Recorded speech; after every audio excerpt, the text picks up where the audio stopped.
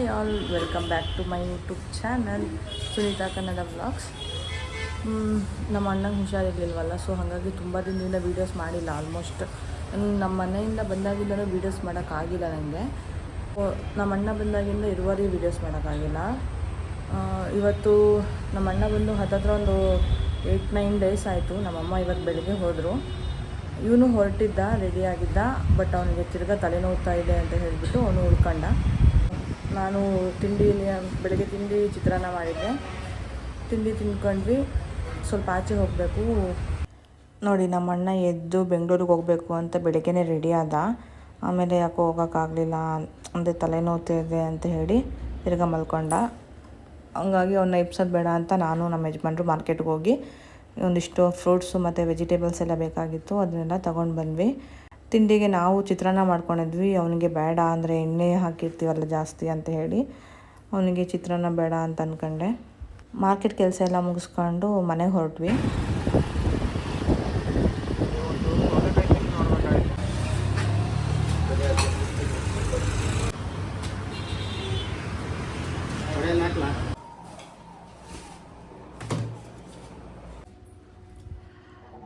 Okay, ಇವಾಗ ಮಾರ್ಕೆಟಿಂದ ಬಂದೆ. Time 10 ಗಂಟೆ ಆಗಿದೆ. ಇವಾಗ ಮಾರ್ಕೆಟಿಂದ ಬಂದೆ.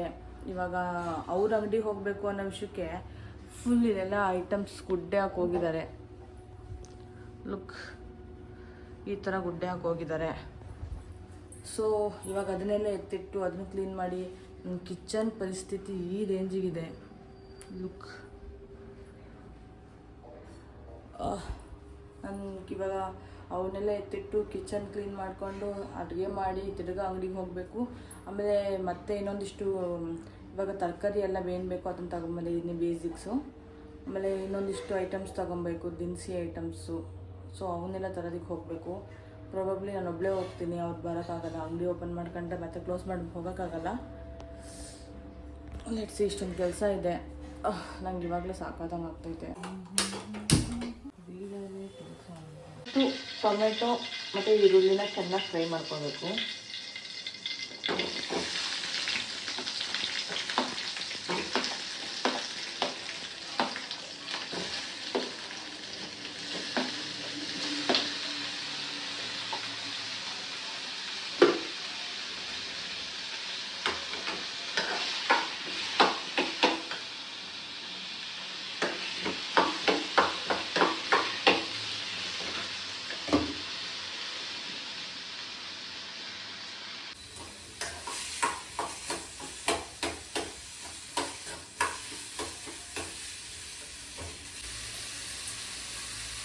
ಮಧ್ಯಾಹ್ನಕ್ಕೆ ಸಿಂಪಲ್ಲಾಗಿ ಏನಾದರೂ ಮಾಡ್ಕೊಳ್ಳೋಣ ಅಂತ ಚಟ್ನಿ ಮಾಡಿಕೊಂಡು, ಅನ್ನ ಮಾಡಿಕೊಂಡು ಒಂದು ಸ್ವಲ್ಪ ಮುದ್ದೆ ಮಾಡ್ಕೊತಾ ಇದ್ದೀನಿ. ಅಂದರೆ ಒಂಥರ ಸ್ವಲ್ಪ ಕಂಫರ್ಟ್ ಫುಡ್ ಥರ ತಿನ್ನೋದಕ್ಕೆ ಚೆನ್ನಾಗಿರುತ್ತೆ, ಖಾರವಾಗಿ ಹುಷಾರಿಲ್ಲ ಅಂದಾಗ. ಹಾಗಾಗಿ ಚಟ್ನಿ ಮಾಡ್ಕೊತಾ ಇದ್ದೀನಿ. ಟೊಮೆಟೊ, ಈರುಳ್ಳಿ ಮತ್ತು ಇದಕ್ಕೆ ಹಸಿರು ಮೆಣಸಿನ್ಕಾಯಿ ಹಾಕ್ಕೋಬೋದು. ನಾನು ಹಸಿರು ಮೆಣಸಿನ್ಕಾಯಿ ಬೇಡ ಅಂತ ಹೇಳಿ ಖಾರದ ಪುಡಿ ಹಾಕ್ಕೋತಾ ಇದ್ದೀನಿ. ಫಸ್ಟು ಟೊಮೆಟೊ, ಈರುಳ್ಳಿ ಎಲ್ಲ ಚೆನ್ನಾಗಿ ಫ್ರೈ ಮಾಡ್ಕೋಬೇಕು. ಫ್ರೈ ಮಾಡ್ಕೊಂಡಾದಮೇಲೆ ಅದಕ್ಕೆ ಸ್ವಲ್ಪ ಸಾಲ್ಟ್ ಹಾಕ್ಕೋಬೇಕು.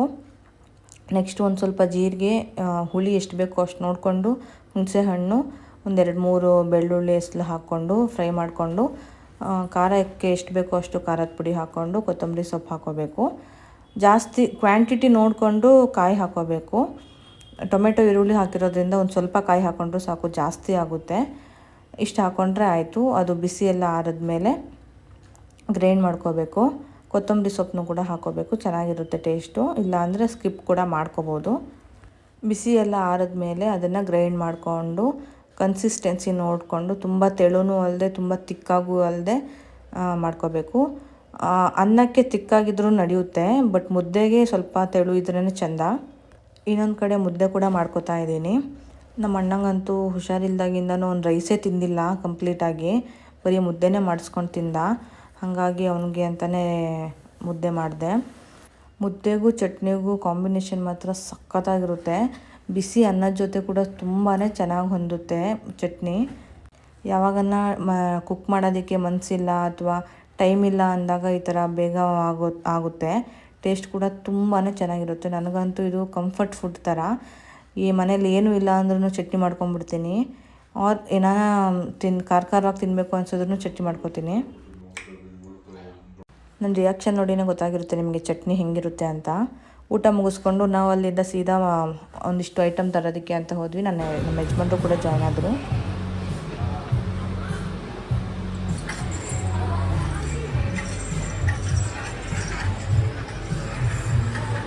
ಹಾಯ್,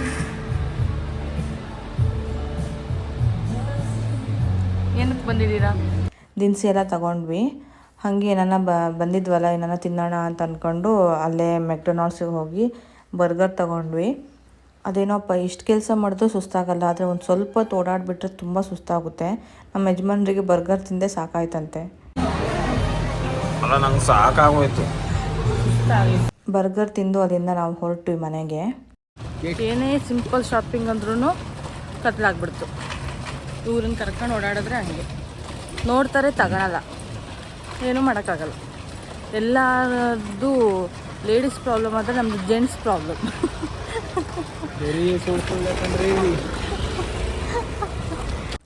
ಲೈಟಿಂಗ್ಸಿಂದ ತುಮಕೂರೆಲ್ಲ ಫುಲ್ ಜಿಗಿ ಜಿಗಿ ಅಂತಿತ್ತು. ನಾವಂತೂ ಎಲ್ಲಿಗೂ ಹೋಗೋಕ್ಕಾಗಿಲ್ಲ. ಅಲ್ಲಿಂದ ಸೀದಾ ಮನೆಗೆ ಬಂದ್ವಿ. ನಮ್ಮ ಅಣ್ಣ ಸ್ವಲ್ಪ ಆಚೆ ಹೋಗಿ ಬರ್ತೀನಿ ಅಂತ ಹೊರಟ. ಅಷ್ಟೊತ್ತಿಗೆ ಛತ್ರಿನ ಮಳೆ ಬರ್ತಾಯಿತ್ತು ಅಂತ ಛತ್ರಿ ತಗೊಂಡ. ನೋಡಿದ್ರೆ ಈ ಥರ ಮಾಡ್ಕೊಂಡ. ನಮಗಂತೂ ಫುಲ್ ನಕ್ಕು ಹೊಟ್ಟೆನೋ ಸ್ಟಾರ್ಟ್ ಆಯಿತು. ಅದಾದಮೇಲೆ ನಮ್ಮ ಯಜಮಾನ್ರು ಸಾಕಾಗಿತ್ತು ನನಗೆ ಅಂತ ಹೇಳಿ ಸ್ವಲ್ಪ ಹೆಲ್ಪ್ ಮಾಡ್ತಾಯಿದ್ರು. ಪಾತ್ರೆ ಎಲ್ಲ ತೊಳ್ಕೊಡ್ತಾಯಿದ್ರು. ನಾನು ಅಡುಗೆಗೆ ಏನು ಮಾಡಬೇಕು ಅಂತ ರೆಡಿ ಮಾಡ್ಕೋತಾ ಇದ್ದೆ. ಏನು ಮಾಡೋಣ ಅಂತ ನಮ್ಮ ಅಣ್ಣನ ಕೇಳಿದಾಗ ರೈಸ್ ತಿಂದು ತುಂಬ ದಿನ ಆಯಿತು, ರೈಸಲ್ಲಿ ಏನಾನ ಮಾಡು ಅಂತ ಅಂದ. ಸೊ ಹಾಗಾಗಿ ಇವತ್ತು ನಾನು ವೈಟ್ ಕುಷ್ಕ ಮತ್ತು ಎಗ್ ಗ್ರೇವಿ ಮಾಡೋಣ ಅಂತ ಅಂದ್ಕೊಂಡು ಮಾಡಿದೆ. ವಿಡಿಯೋ ಶೂಟ್ ಮಾಡ್ತಾ ಇರಬೇಕಾದ್ರೆ ಕರೆಂಟ್ ಕೂಡ ಹೋಯಿತು. ಅಷ್ಟೊತ್ತಿಗೆ ಕರೆಂಟ್ ಬರೋ ಅಷ್ಟೊತ್ತಿಗೆ ಎಲ್ಲ ರೆಡಿ ಮಾಡ್ಕೊಂಡಿದ್ದೆ. ನೋಡಿ, ಫ್ರೆಶ್ ಪುದೀನ ಎಷ್ಟು ಚೆನ್ನಾಗಿದೆ. ಇದ್ರ ಬಗ್ಗೆ ನೆಕ್ಸ್ಟ್ ಟೈಮು ಫುಲ್ ವಿಡಿಯೋ ಹಾಕ್ತೀನಿ. ವೈಟ್ ಕುಷ್ಕ ಮಾಡ್ಕೊಳ್ಳೋದಕ್ಕೆ ಫಸ್ಟು ನೀವು ಯಾವುದರಲ್ಲಿ ಕುಷ್ಕ ಮಾಡ್ಕೋಬೇಕು ಅಂತ ಅನ್ಕೋತೀರೋ ಆ ಪಾತ್ರೆ ತೊಗೊಂಡು ಅದರಲ್ಲಿ ಒಂದು ಸ್ವಲ್ಪ ಎಣ್ಣೆ, ಬೇಕು ಅಂದರೆ ತುಪ್ಪನೂ ಆ್ಯಡ್ ಮಾಡ್ಕೋಬೋದು. ಹಾಕ್ಕೊಂಡು ಸ್ಪೈಸಸ್ ಎಲ್ಲ ಹಾಕ್ಕೊಂಡು ಸ್ವಲ್ಪ ಅದನ್ನು ಅರೋಮಾ ಬರೋವರೆಗೂ ಸ್ವಲ್ಪ ಫ್ರೈ ಮಾಡ್ಕೋಬೇಕು. ನೆಕ್ಸ್ಟು ಖಾರಕ್ಕೆ ಎಷ್ಟು ಬೇಕೋ ಅಷ್ಟು ನೋಡಿಕೊಂಡು ಚಿಲ್ಲೀಸು ಅಂದರೆ ಗ್ರೀನ್ ಚಿಲ್ಲಿನ ಕಟ್ ಮಾಡಿಕೊಂಡು ಹಾಕೋಬೇಕು. ಅದನ್ನು ಫ್ರೈ ಮಾಡ್ಕೊಂಡಾದಮೇಲೆ ಇದಕ್ಕೆ ನಾನು 3 ಈರುಳ್ಳಿ ಯೂಸ್ ಮಾಡ್ಕೊಂಡಿದ್ದೀನಿ. ಈರುಳ್ಳಿ ಜಾಸ್ತಿ ಇದ್ದಷ್ಟು ಟೇಸ್ಟ್ ಚೆನ್ನಾಗಿರುತ್ತೆ. ಸೊ ಹಾಗಾಗಿ 3 ಈರುಳ್ಳಿ ಹಾಕ್ಕೊಂಡು ಈರುಳ್ಳಿ ಎಲ್ಲ ಚೆನ್ನಾಗಿ ಫ್ರೈ ಆದಮೇಲೆ 1 ಟೊಮೆಟೊ ತೊಗೊಂಡಿದ್ದೀನಿ ಮೀಡಿಯಮ್ ಗಾತ್ರದ್ದು. ಎಲ್ಲ ಹಾಕ್ಕೊಂಡು ಚೆನ್ನಾಗಿ ಫ್ರೈ ಮಾಡಿಕೊಂಡು ಅದ್ರದ್ದು ಹಸಿ ವಾಸನೆ ಹೋದ್ಮೇಲೆ ಒಂದು ಸ್ವಲ್ಪ ಶುಂಠಿ ಬೆಳ್ಳುಳ್ಳಿ ಪೇಸ್ಟ್ ಹಾಕ್ಕೊಂಡು ಅದನ್ನು ಚೆನ್ನಾಗಿ ಮಿಕ್ಸ್ ಮಾಡ್ಕೋಬೇಕು. 1 ಕಪ್ಪಷ್ಟು ಮೊಸರು ಹಾಕ್ಕೊಂಡಿದ್ದೀನಿ. ಏನೂ ಹುಳಿ ಆಗಲ್ಲ, ತುಂಬ ಚೆನ್ನಾಗಿರುತ್ತೆ ಟೇಸ್ಟು ಮೊಸರು ಹಾಕ್ಕೊಂಡ್ರೆ. ಆದಷ್ಟು ಫ್ರೆಶ್ ಮೊಸರು ಯೂಸ್ ಮಾಡಿ, ತುಂಬ ಚೆನ್ನಾಗಿರುತ್ತೆ ಫ್ಲೇವರು, ಟೇಸ್ಟು ಎಲ್ಲ. ಮೊಸರು ಹಾಕಿದ್ಮೇಲೆ 1-2 ನಿಮಿಷ ಅದನ್ನು ಚೆನ್ನಾಗಿ ಫ್ರೈ ಮಾಡ್ಕೋಬೇಕು. ಫ್ರೈ ಮಾಡ್ಕೊಂಡಾದ್ಮೇಲೆ ಅದರಲ್ಲಿ ಸ್ವಲ್ಪ ಎಣ್ಣೆ ಬಿಟ್ಕೊಳ್ಳುತ್ತೆ. ಆವಾಗ ನಾವು ಇದಕ್ಕೆ ಒಂದು ಸ್ವಲ್ಪ ಗರಂ ಮಸಾಲ ಪೌಡ್ರು, ಸ್ವಲ್ಪ ಚಿಕನ್ ಮಸಾಲ ಪೌಡ್ರು, ಆಮೇಲೆ ಒಂದು ಸ್ವಲ್ಪ ಧನಿಯಾ ಪೌಡ್ರು, ಅಂದರೆ ಒಂದೊಂದು ಸ್ಪೂನಷ್ಟು ಹಾಕ್ಕೊಂಡ್ರೆ ಸಾಕು.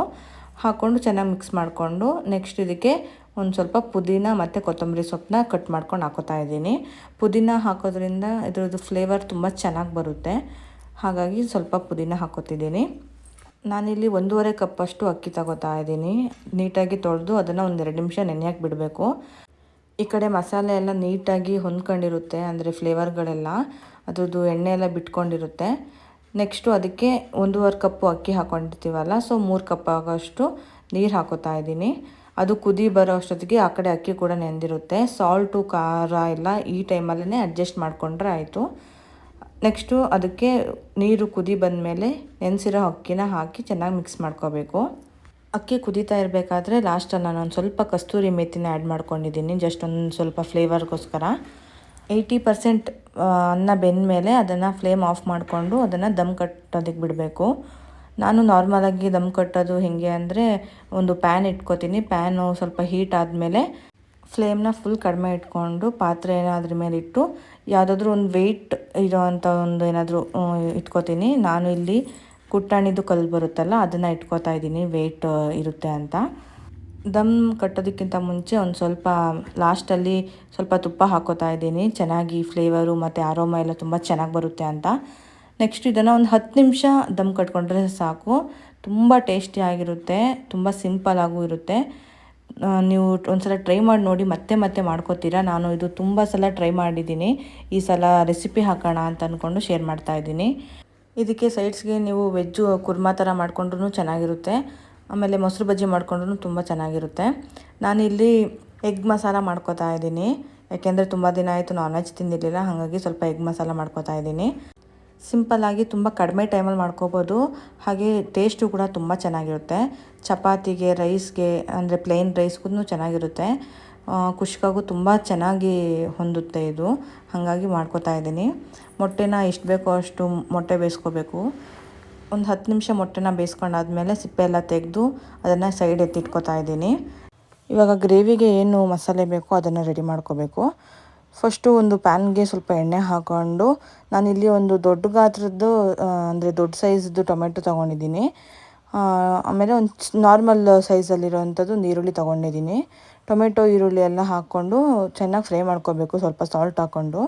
ಅದೆಲ್ಲ ಸ್ವಲ್ಪ ಮೆತ್ತಗಾದ್ಮೇಲೆ ಅದಕ್ಕೆ ಒಂದು 2 ಸ್ಪೂನ್ ಆಗೋಷ್ಟು ಪುಟಾಣಿ ಹಾಕೋತಾ ಇದ್ದೀನಿ. ಆಮೇಲೆ ಫ್ಲೇವರಿಗೆ ಎಷ್ಟು ಬೇಕೋ ಅಷ್ಟು ನೋಡಿಕೊಂಡು ಪುದೀನ, ಕೊತ್ತಂಬರಿ ಸೊಪ್ಪು ಹಾಕ್ಕೊಂಡು ಅದನ್ನು ಚೆನ್ನಾಗಿ ಬೇಯಿಸ್ಕೋಬೇಕು. ಅದೆಲ್ಲ ನೀಟಾಗಿ ಬೆಂದ ಮೇಲೆ, ಅಂದರೆ ಫ್ರೈ ಆದಮೇಲೆ ಅದಕ್ಕೆ ಖಾರಕ್ಕೆ ಎಷ್ಟು ಬೇಕೋ ಅಷ್ಟು ನೋಡಿಕೊಂಡು ಖಾರದ ಪುಡಿ ಹಾಕ್ಕೊಂಡು ಒಂದು ಸ್ವಲ್ಪ ಗರಂ ಮಸಾಲೆ ಪೌಡ್ರು, ಅವ್ರನ್ನ ಮನೆಯಲ್ಲೇ ಮಾಡಿಟ್ಕೊಂಡಿರೋಂಥ ಸಾಂಬಾರು ಪೌಡ್ರ್ ಹಾಕ್ಕೊಂಡ್ರೂ ಓಕೆ. ಎಲ್ಲನೂ ನೀಟಾಗಿ ಫ್ರೈ ಮಾಡ್ಕೊಂಡಾದ್ಮೇಲೆ ಅದು ಬಿಸಿಯೆಲ್ಲ ಆರಿದ್ಮೇಲೆ ಅದನ್ನು ಮಿಕ್ಸಿಗೆ ಹಾಕ್ಕೋಬೇಕು. ನೈಸ್ ಪೇಸ್ಟ್ ಮಾಡ್ಕೋಬೇಕು. ಅಂದರೆ ಅದರಲ್ಲಿ ಯಾವುದೇ ಥರ ಲಂಪ್ಸ್ ಇರಬಾರ್ದು. ನೈಸ್ ಪೇಸ್ಟ್ ಮಾಡ್ಕೋಬೇಕು.